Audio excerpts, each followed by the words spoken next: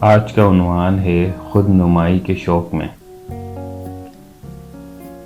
ایک صابن ہے اور اس کا اشتہار اخبارات میں ایک خاص منظر کے ساتھ شائع ہوتا ہے۔ اس منظر میں ایک لڑکی آبشار کے نیچے نہاتی ہوئی دکھائی گئی ہے۔ یہ منظر کسی آرٹسٹ کے برش نے نہیں بنایا ہے، وہ ایک حقیقی منظر ہے۔ یہ مہم 1969 میں شروع کی گئی اور برسوں کے بعد تکمیل کو پہنچی، یعنی کمپلیٹ ہوئی۔ اس مقصد کے لیے ایک خاص لڑکی کا انتخاب کیا گیا۔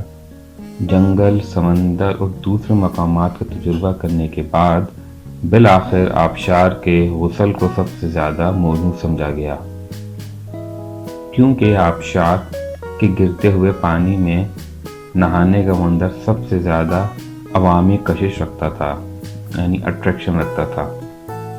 مختلف آبشاروں کا جائزہ لینے کے بعد کوڈائی کینال کو مقام غسل کے لیے چنا گیا، ایک پلیس جس کا نام ہے کوڈائی کینال۔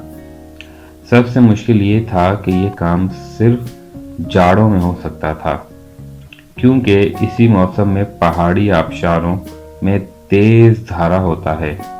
دوسری طرف اس مقصد کے لیے ایک نازک لڑکی کا انتخاب ضروری تھا جو نہاتے وقت پانی کی پری معلوم ہو۔ یہ ایک جان جوخم منصوبہ تھا، مگر ماڈلنگ کے پیشے نے اس کو آسان بنا دیا۔ ایڈورٹائزنگ کمپنی کا عملہ، جس کو انتظام کروانا اور فوٹو لینا تھا، مکمل طور پر گرم کپڑوں سے لدا ہوتا تھا۔ دوسری طرف ان کی پارٹی کی سب سے زیادہ نازک اور کمزور ممبر صبح 7 بجے ٹھٹرتے ہوئے پانی کے ریلے میں چھلانگ لگاتی تھی، یعنی اس کی ایڈورٹائزمنٹ کے لیے۔ پھسلتی ہوئی چٹانوں پر پانی کے مسلسل گرتے ہوئے دریا کے نیچے اس کو اس طرح نہانا پڑتا تھا کہ اس کے چہرے پر صرف فرحت اور خوشگواری کی ہنسی ہو، خوف اور گھبراہٹ کی کوئی علامت اس پر ظاہر نہ ہونے پائے۔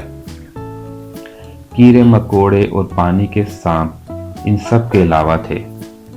کمپنی کے لوگوں کو بھی کبھی لڑکی کو جگانا نہیں پڑا، وہ ہر روز صبح کو 5 بجے اپنے گھر پر تیار ملتی تھی۔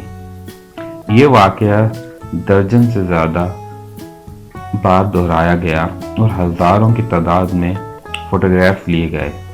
پھر اس ایک فوٹوگراف کا انتخاب ہوا جو آج لوگوں کو اخبار کے اشتہارات میں نظر آتا ہے۔ لڑکی کے لیے اس ایک فوٹو کی قیمت تھی 15,000 روپے، 15,000 روپیز۔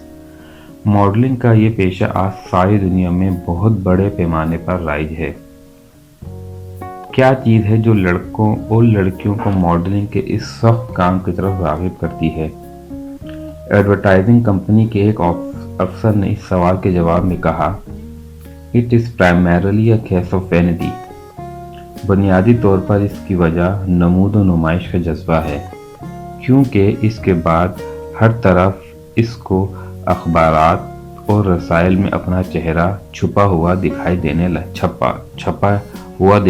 لگتا ہے۔ خود نمائی کا یہ جذبہ جو ایک پروفیشنل ماڈل کو جان جوخم کام کی طرف لے جاتا ہے، وہیں ایک لیڈر کے کام کا محرک بھی ہے۔ اگرچہ اول ذکر کے مظاہروں کو پیشے ورانہ نمائش کہا جاتا ہے اور ثانی ذکر یعنی بعد کے اس قسم کے مظاہروں کو قربانی کے پرفخر نام سے یاد کیا جاتا ہے۔